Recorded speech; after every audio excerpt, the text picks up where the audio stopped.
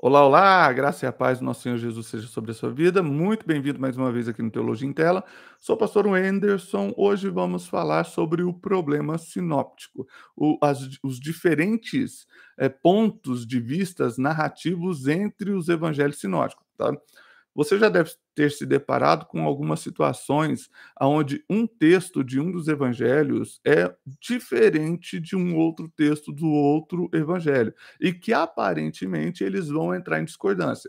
No entanto, se você embasar a interpretação bíblica naquilo que eu vou te mostrar nesse vídeo hoje, você vai conseguir identificar e entender o motivo pelo qual isso pode acontecer.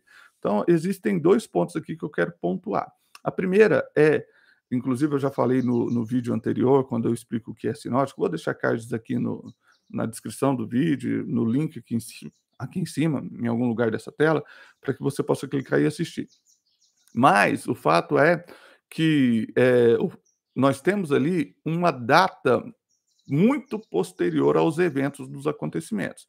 Você percebe que Jesus, ele foi à cruz, morreu e ressuscitou ali pelo ano 29, tá? Depois de Cristo.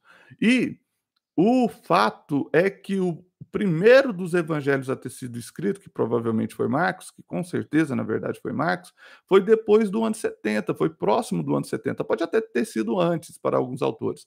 Alguns autores cravam o ano 62, 61, 62, até quem coloca no ano 63, depois de Cristo, a escrita deste evangelho. Mas há também quem coloque antes do ano 60, ali por volta do ano 55, 56 e tal. Então a gente vai considerar uma data entre 55 e 65, que é uma data aproximada, de acordo com os melhores comentaristas aí. Poderíamos até colocar aí como uma data média, que é o ano 60. Então, Mateus e Lucas, sendo influenciados por Marcos na sua escrita, vai até vir depois dessa data, né? Concorda comigo? E eu só quero te pontuar isso.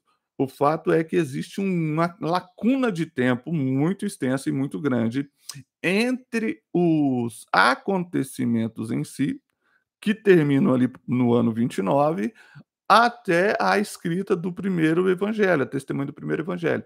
Se você fizer as contas, aí vai dar cerca de 30 anos de diferença entre o relato escrito do que aconteceu há 30 anos atrás, tá? O outro ponto importante que você também precisa saber é o fato de que as diferenças na narrativa ali não implicam num erro da inspiração do Espírito Santo. Porque muitas pessoas falam: "Ah, mas, os textos não são inspirados pelo Espírito Santo? Então como o Espírito Santo vai errar?". Bom, enfim, o Espírito Santo de fato não erra, pois ele é Deus, ele é a terceira pessoa da Trindade. E como explicar essa questão, tá? Existe uma pequena não, existe uma grande diferença entre inspiração bíblica e possessão, né. Possessão, o espírito maligno, seja lá o que for esse espírito, ele toma posse da pessoa e age em lugar da pessoa, em função da pessoa, como se fosse a pessoa agindo. O Espírito Santo, ele não possuía ou ele não possui os seus autores, ele não possui as pessoas a quem ele inspira. Ele inspira as pessoas para que as pessoas consigam fazer aquilo que ele quer que as pessoas façam. Então dá a elas inspiração, dá a elas entendimento, abre a visão, ilumina, faz com que elas sejam, vamos dizer assim, mais altruístas naquilo que elas estão fazendo. Elas não vão fazer, nesse caso aqui, um livro, escrever um livro, puramente para ganhar espectadores, dinheiro ou qualquer coisa que seja, né? Eles não querem estar certos naquilo que eles estão escrevendo. O que eles de fato estão tentando fazer é dar um relato preciso, testemunhando os eventos que eles presenciaram. E quando eles presenciaram esses eventos, eles tiveram as suas próprias percepções e puderam chegar às suas próprias conclusões, fazendo as suas próprias análises e assim testemunhando. Agora, o fato é que 30 anos depois é muito tempo, e isso pode fazer com que a nossa memória, perceba as coisas lá do passado de uma maneira diferente do que elas realmente aconteceram. Então, alguém se lembra do apóstolo Pedro testemunhando de que Jesus, né, falou com ele a respeito dele negá-lo 3 vezes antes que o galo cantasse. Ou seja, e o fato é também que Jesus ali está dizendo: "Olha, o galo só vai cantar depois que você me negar 3 vezes".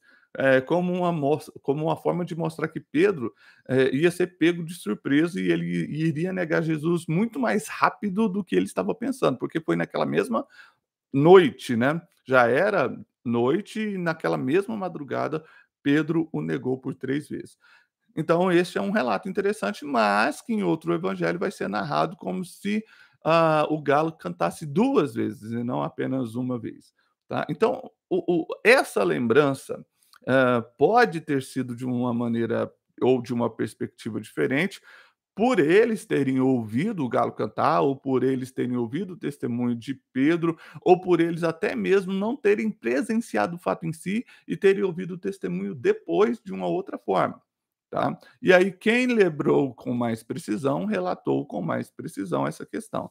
Não tem problema, você ter o galo cantando uma ou 2 vezes, mas o fato histórico de que eles estavam sentados à mesa, de que Pedro disse: "Eu vou morrer pelo Senhor", e que Jesus o repreendeu e o advertiu, dizendo que ele, na verdade, o negaria ainda naquele dia, naquela mesma madrugada, esse é o ponto que está tudo em comum, está tudo certo, não tem erro nenhum nesse ponto. Existem outros lugares também, por exemplo, Jesus curou um cego ou 2 cegos. Na verdade, Jesus curou vários cegos, muitos cegos, e aí um pode ter se lembrado do momento em que Jesus, curou um cego específico e confundindo este cego com o Bartimeu, por exemplo, e narrou esse como sendo o Bartimeu, enquanto que o outro lembrou: "Não, naquele dia Jesus curou, na verdade, foram 2 cegos que tinham ali".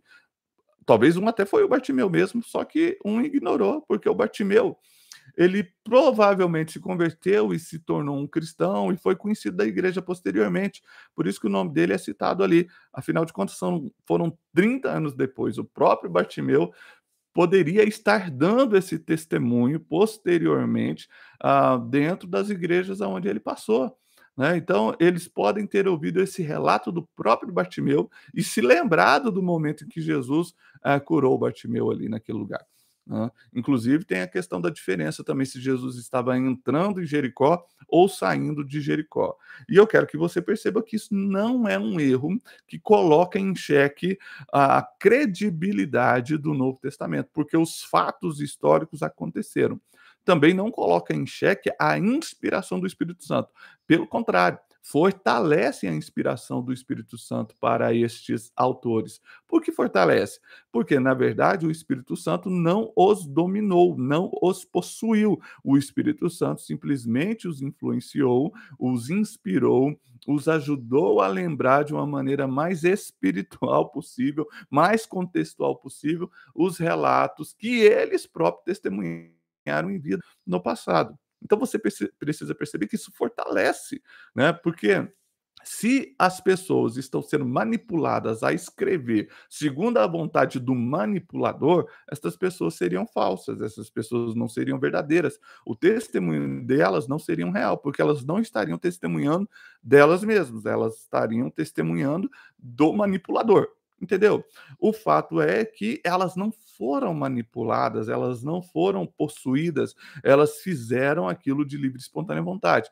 Então, os escritos de Mateus, de Marcos, de Lucas, de João, os escritos de todos os livros canônicos das Escrituras Sagradas, precisam ser considerados inspirados divinamente. Porém, os autores físicos são humanos. O autor que inspirou essas escrituras, de fato, é o Espírito Santo, é um autor espiritual, mas é apenas uma inspiração.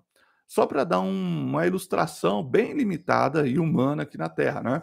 Se você tem um pintor que vai pintar um quadro, se ele tiver inspirado naquele dia, e se ele estiver se sentindo bem, inspirado, independente da fonte da sua inspiração ou de qual seja essa inspiração, ele vai produzir uma obra debaixo dessa inspiração, conduzido por esse sentimento, por essa emoção, porém, não é a inspiração que vai pintar o quadro.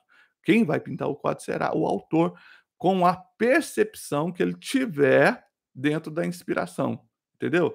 Ele vai falar daquele momento, ele vai pintar aquele quadro, com a própria mão, com a sua própria inteligência, com a sua própria habilidade, porém movido, inspirado, debaixo daquela inspiração que ele recebeu. 2 artistas diferentes contemplando uma paisagem pode fazer 2 quadros diferentes, com as mesmas nuances. Imagine que tem 2 artistas lá pintando sei lá, uma ilha no meio do oceano lá na frente, né, com areia, sol e tudo mais. Ambos vão pintar esta visão, né, vão pintar a ilha, vão colocar ali os detalhes, vão ser parecidos, porém vai ter uma cor diferente do outro, um vai ter uma nuance diferente do outro, um talvez vai passar uma mensagem um pouco mais, tenebrosa, mais fechada, mais triste, enquanto que o outro vai passar uma coisa mais radiante, mais alegre, mais feliz, porque a inspiração que eles estiverem recebendo, a percepção,